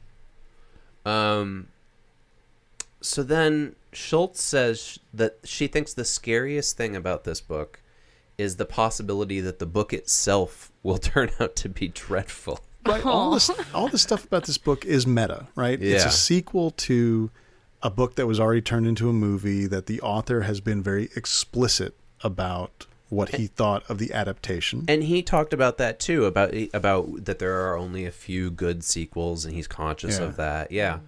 So it seems like more of the concern is about the IP than it is about the actual narrative. Right. And then also King is very upfront about his own stuff that he's working on in the novel. So then one of the most fascinating things I found when I was digging around about Dr. Sleep is apparently Margaret Atwood wrote the review of this book for the New York Times. So they've gotten to the point where they're like, we don't know how to write about the books like this, so we'll have to get like another like really high profile writer to kind of tiptoe around whether this worked or not. And she says, oh, wait. We have to also mention, like, Atwood is someone who's experiencing almost the same thing. She, fundamental work now she has been adapted. Yeah, right. Yeah, she is.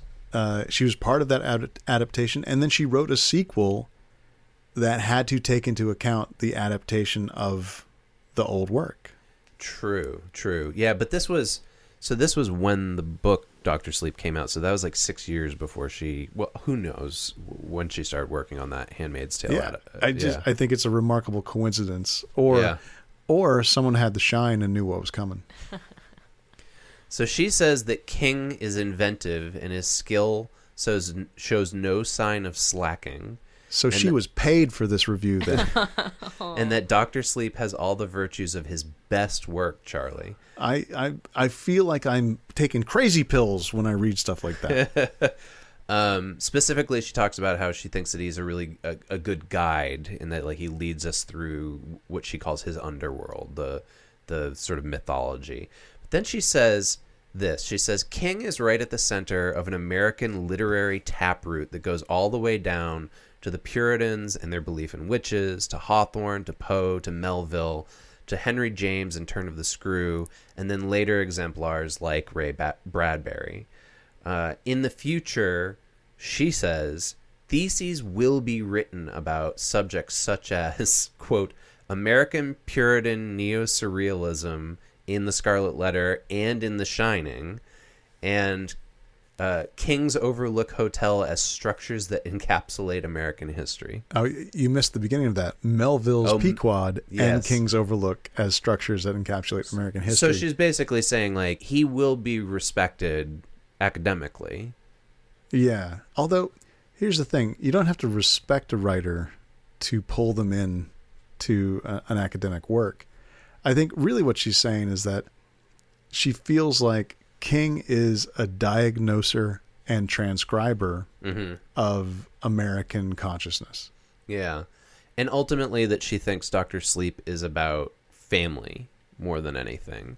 So if The Shining was about anger and addiction, this is more about getting past those things and establishing family and protecting family. Have we been very explicit about Jack Torrance, the alcoholic, rage-filled dad from The Shining? His ghost appears and is the only reason that Danny survives the novel. Yes, we mentioned that. Yeah. I feel like I needed to say it again though at this moment. Well, and also that Abra is the niece of, I almost said Ewan McGregor, of Danny Torrance. Thus putting Jack Torrance. So it's a literal family. Yeah, of being the source of magic and being the source of what makes them special. So there was one more quote about King that I wanted to throw out there that was written in relation to Dr. Sleep coming out, and it was from that New Yorker piece by Rothman. And Rothman said that readers and critics of novels have long prized observation over imagination, and that's not surprising because observation is respectable, it's useful, intellectual, and verifiable, whereas imagination can seem and is often arbitrary, childish, and even tasteless. But if I had to say which side of Stephen King I value most, the unflinching observer, which seems to be what Margaret Atwood is saying, or the visionary fantasist, I'd have to choose the latter. There are lots of writers who tell it like it is, but there's only a few with such commitment and such intensity that tell it like it is not. King takes the weird and he gives it weight. And this is in response to Dr. Sleep. So it is, I think what we're hearing here, regardless of like whether we like the book or not, which some of us like it more and some of us don't, it sounds like the consensus seems to be that this might not be a horror novel even, much less a ghost story, but it's like this weird response to families and American society in the wake of things like alcoholism and domestic abuse. I mean, that's why I keep coming back to Stephen King novels, is because I just love, I love dysfunctional family stories, and so does Stephen King, Yeah. obviously. And I just want to find more and more stories where he kind of takes that and expands outward, and it becomes like fantastical and horror filled. You've been listening to Super Context, a podcast autopsy of media. How it's made and how it informs our everyday culture.